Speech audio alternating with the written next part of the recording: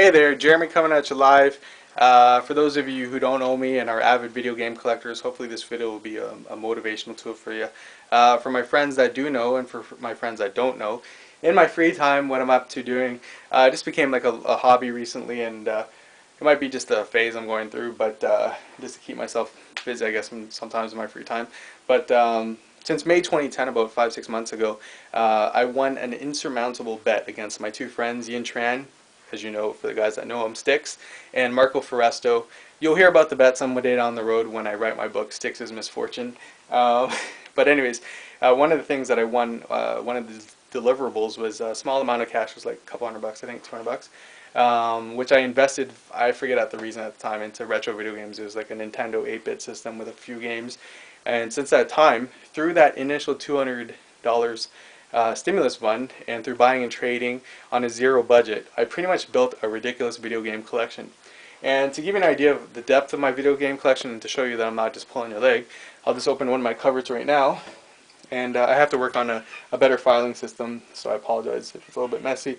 But just to give you a visual idea, just a lot of older stuff: PlayStation 1, Super Nintendo, Coleco, Nintendo 64, down in the system, Sega Master, Sega Genesis boxed and unboxed, and that goes pretty deep back in there. It's pretty deep in there, and that goes on for cupboards.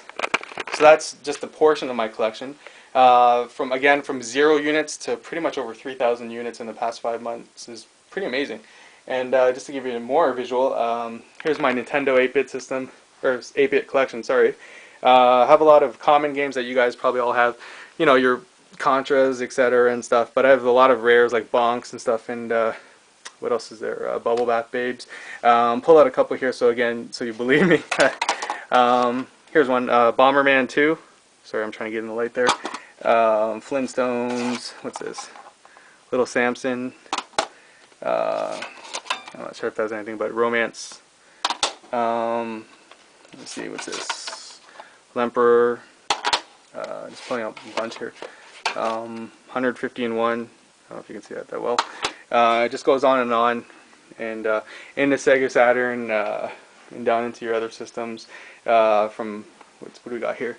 Nintendo 64 Gold, TurboGrafx, GameCube, Xbox, PS2, different systems, in the Atari, etc. Anyways, now that you've seen my collection, I built this pretty much through direct contact with my friends using Facebook and other social media, through meeting them with them in person. Just asked, hey, do you guys still have your old video games? What are you doing with them? Do you want them still, etc. That's probably been the base of where I built my collection. And on top of that, just at your local game store. For me here, it's Game Cycle. So for the guys at Game Cycle, thank you. At pawn shops, if you're watching this, and the guys at ABC, thanks. And other pawn shops around the place. But we also have our Goodwill and our Value Village. Now, I've hit the jackpot at most of these places quite often, and that's just because I go randomly, and the thing is that people can bring in their old stuff at any time. And I've gotten some amazing games, and just to prove, and that's why the reason I'm making this video today, I just came back from Value Village, and I just want to give you an idea of some of the stuff I got. So right here, looking at Value Village bag, and here just trying to get in a frame. One of the values of shopping at Value Village, actually, if you buy so much at certain times of the year, you can get promotional stuff, and if you get spend so much on a purchase, you can get discounts. I think 30 to 40% off through gift certificates. You can see the stamps there. So that helps out in the long run and stuff. And some of the games that you can find, again, it's really random. It's not like you can go in there and expect, I'm going to find this. You have to go in there irregularly and often, and you might just hit the jackpot. So anyways, here's a little lot I bought, and I want to share with you guys. Again, some of these games are fillers. Some of them are amazing, which I'll try and go in order here. But give you an idea, hopefully I can get this, for $3.99, with Streets of Rage 3 for Sega Genesis. For $2.99, if you can see that, it's Big Nose for Nintendo. For $2.99 again, a filler game I needed was Puzznic. For $3.99 was Dragon Warrior 4. For $2.99 is Action 52. and which is an amazing game, by the way. Action 52 for $2.99 is ridiculous. And hold on, if you can see that here, for $3.99, that's right, Earthbound, baby. $3.99, Earthbound. $3.99, Earthbound. Like, and you can check the games too to make sure the pins are in place. Just to have to move the plastic around.